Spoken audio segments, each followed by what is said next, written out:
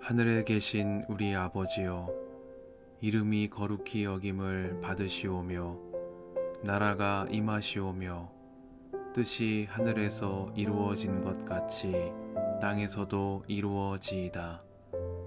오늘 우리에게 일용할 양식을 주시옵고 우리가 우리에게 죄 지은 자를 사하여 준 것 같이 우리 죄를 사하여 주시옵고 우리를 시험에 들게 하지 마시옵고 다만 악에서 구하시옵소서. 나라와 권세와 영광이 아버지께 영원히 있사옵나이다. 아멘.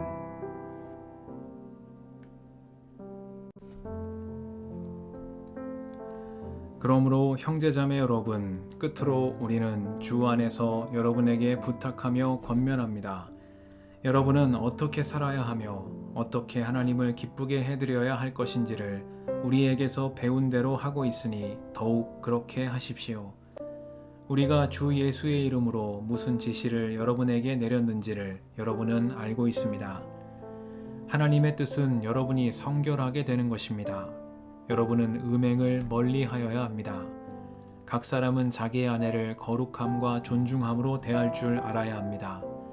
하나님을 알지 못하는 이방 사람과 같이 세욕에 빠져서는 안 됩니다. 또 이런 일에 탈선을 하거나 자기 교우를 해하거나 하지 말아야 합니다. 우리가 여러분에게 전에도 말하고 경고한 대로 주님께서는 이런 모든 일을 징벌하시는 분이시기 때문입니다. 하나님께서 우리를 불러주신 것은 더러움에 빠져 살게 하시려는 것이 아니라 거룩함에 이르게 하시려는 것입니다. 그러므로 이 경고를 저버리는 사람은 사람을 저버리는 것이 아니라 여러분에게 성령을 주시는 하나님을 저버리는 것입니다. 교우들에 대한 사랑을 두고서는 여러분에게 더 쓸 필요가 없겠습니다.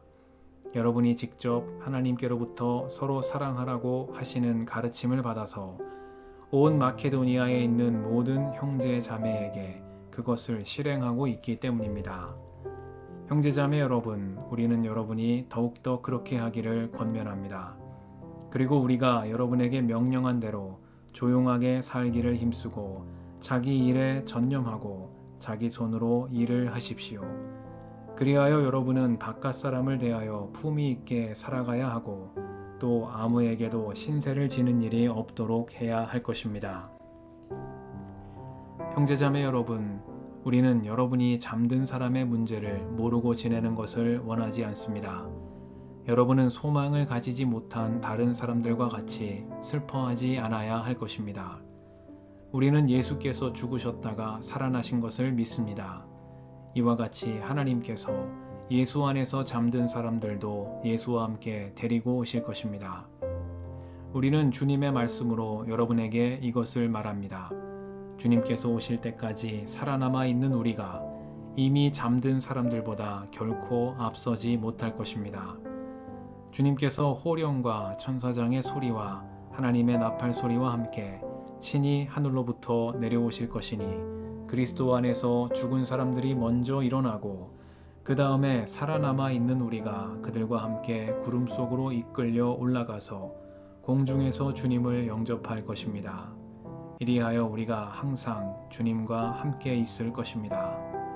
그러므로 여러분은 이런 말로 서로 위로하십시오.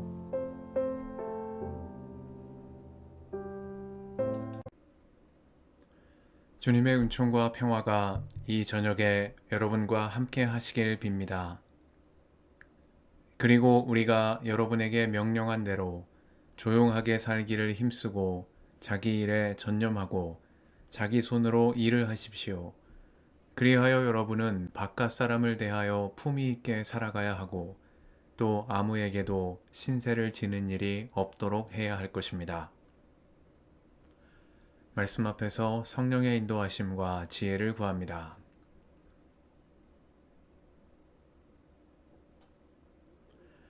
데살로니가전서 4장은 주님께서 기뻐하시는 성도의 삶과 부활에 관한 말씀입니다. 디모데로부터 데살로니가 교회의 믿음과 사랑의 기쁜 소식을 전해들은 바울은 이들의 믿음과 사랑이 더욱 깊어지기를 바라는 마음으로 권면을 이어갑니다. 그것은 성도는 하나님을 기쁘시게 하는 거룩한 삶을 살아야 한다는 것과 부활의 소망 가운데 살아가야 한다는 말씀입니다. 그리스도를 통하여 값없이 구원함을 얻은 이들은 자발적인 순종과 섬김의 삶으로 나아갑니다.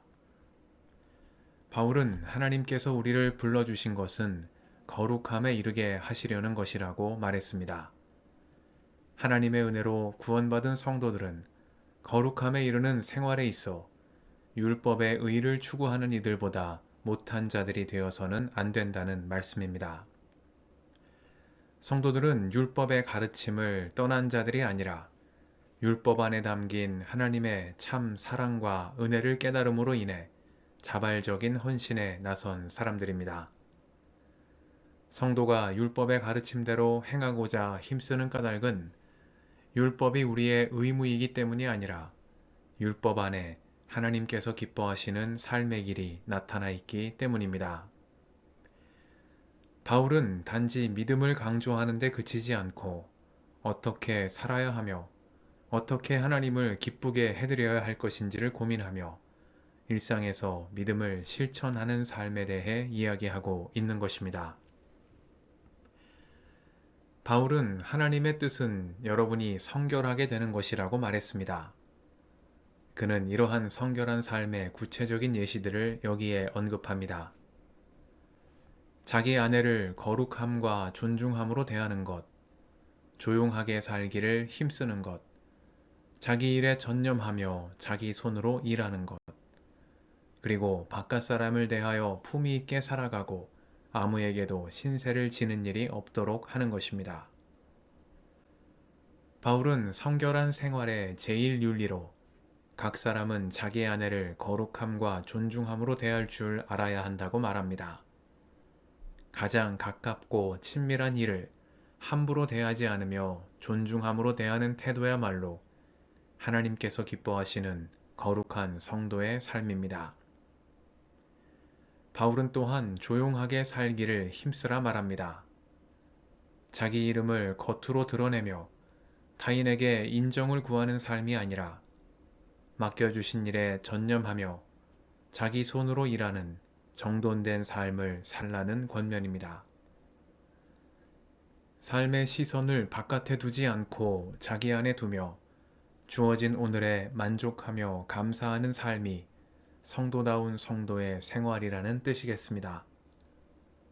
다음으로 바울은 바깥 사람을 대하여 품위 있게 살아가고 아무에게도 신세를 지는 일이 없도록 하라고 말합니다. 이는 다른 이의 도움을 받지 말라는 말씀은 아닙니다. 우리 모두는 탄생에서 죽음에 이르는 모든 순간에 타인의 도움을 받으며 살아갑니다. 다른 사람의 도움 없이 살아갈 수 있는 이는 아무도 없으며 우리는 도움을 주고 도움을 받기도 하는 가운데 삶의 보람과 기쁨을 얻습니다. 바울의 이 권면은 다른 사람의 수고에 무책임하게 기대어 살지 말라는 뜻입니다. 감사한 마음으로 도움을 기꺼이 받아들이되 타인의 호의를 자신이 누려야 할 당연한 권리로 여기거나 다른 이에게 의존하는 삶의 태도를 갖지 말라는 말씀입니다. 이는 구약성경 출애굽기에 담긴 하나님 백성의 근본 정신이자 그리스도를 믿는 믿음 안에서 참 자유인으로 살아가는 성도가 지녀야 할 삶의 태도라 하겠습니다. 데살로니가 교회에 전한 사도 바울의 권면을 오늘 우리 삶에 주시는 말씀으로 새기며 하나님께서 기뻐하시는 거룩한 행실로 주님의 자녀다운 삶을 살아가는 우리가 되게 해주시기를 이 저녁에 간구드립니다. 함께 기도하시겠습니다.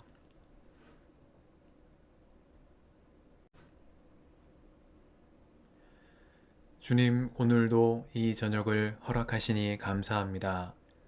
저희로 성령 안에서 진리의 말씀을 따라 하나님께서 기뻐하시는 거룩한 행실로 주님의 자녀다운 삶을 살아가는 자들이 되게 하옵소서. 우리의 길과 진리와 생명이신 예수님의 이름으로 기도드립니다. 아멘.